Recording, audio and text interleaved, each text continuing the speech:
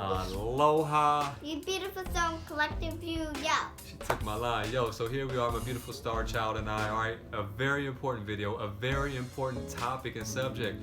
Unfortunately, a topic and subject which I think way too many of you take for granted and think that it's just some kind of Hocus pocus, alakazoo, make believe. yeah, some kind of hocus pocus, esoteric, made up thing, okay? When in actuality, this is something that has very extremely important actual biological functions on your temple, okay? And that is all about your third eye, aka your First eye. aka your first eye, okay? We want to teach you what these very important biological functions are, more than just the seat to your what? So, And what? intuition. And clairvoyance is way more than that. We want to teach you what the actual biological functions are, how these become hindered through everyday occurrences and encounters with things, and how you can undo those hindrances, okay? Also how you can awaken, stimulate, arouse, nourish, and decalcify your pineal gland, as they like to say. Now, let's get right on into it. All right, first thing first, what are the very important biological functions that this pineal gland has? Okay, now, first and foremost, it's a gland. It's one of the most important glands, if not the most important gland, okay? It's responsible for secreting melatonin, first of all, something that is extremely important, which regulates your sleep-wake cycle, your deep sleep, your circadian rhythm. Extremely vital and important. Also responsible for secreting serotonin, your feel-good hormone, okay? Two extremely important jobs in itself, okay? Again, it's way more than just the seat to your soul and your intuition and clairvoyance from ancient text, okay? Now, there are certain things that you come into contact with every single day which hinder and calcify this pineal gland. There are literally studies and medical evidence to show that a calcification, a white calcification, forms over your pineal gland, specifically from use of fluoride. Fluoride in your pineal gland, I should say, is like a magnet to fluoride. Now go figure, they throw it in the water and every other thing, okay? So this is what you need to avoid. You need to avoid tap water, aka crap water, okay? AKA wine, beer, soda pop, Sunny D. Sunny D!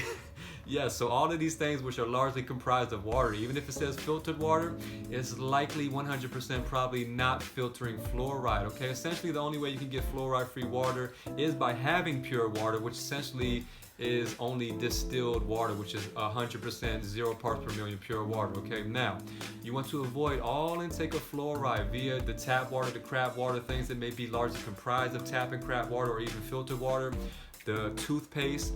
Also, I want you to keep in mind things that your skin comes into contact with, water that your skin comes into contact with, I should say, like the shower or washing your hands. If you don't have a shower filter that filters fluoride, then you are still consuming fluoride. You're essentially still drinking tap water. You're just drinking it through your skin, which is more like a sponge than a shield, okay? So keep that in mind. You need a shower head filter to really cut down on the fluoride, and be mindful when you're washing your hands at the sink and things like that. Now, what are things that can extremely, very much so nourish your pineal gland? Well, one of the most beneficial in my research and actual life experience is a tea. What tea is that? Chaga.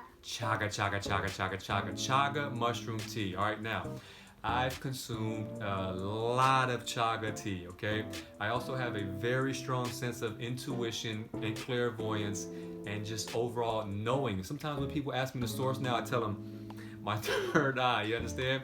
Because your third eye being decalcified and awakened, it gives you a better sense of knowing. Now when you're not looking for validation from papers, you're just walking with a sense of, I already know what time it is, because you have a better sense of knowing and intuition. Now, chaga and your third eye go together perfectly, okay? There's no coincidence. You take the NCE off of coincidence, the root etymology of that is coincide. Two things fitting together. What? Perfectly. Perfectly, like chaga and your third eye do. Now let me explain to you why.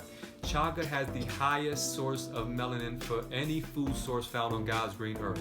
This melanin directly nourishes your pineal gland and helps to secrete more melatonin. If your pineal gland had any request for like a one last supper, so to speak, it would request melanin in the form of chaga being the most abundant source, okay? Also, chaga, very nourishing just in general, are extremely high in antioxidants. All of these things help to nourish and decalcify your pineal gland, all right? Other things that do are pure water. That's why there's so much controversy, in my opinion, from pure water, aka distilled water. They're trying to take you away from decalcifying your pineal gland, in my opinion. You know, those that have been drinking it for a long time, they always seem to me to be on a higher spiritual plane, okay? Now, there's no coincidence, again, I don't believe in coincidence, that they tried to steer you away from pure water, you know, aka something that can help the seed to your soul, right? And have you walking around with a better sense of knowing. So, chaga, pure water, meditation is also another way to decalcify and arouse and awaken your pineal gland. Also, what else? What else is something?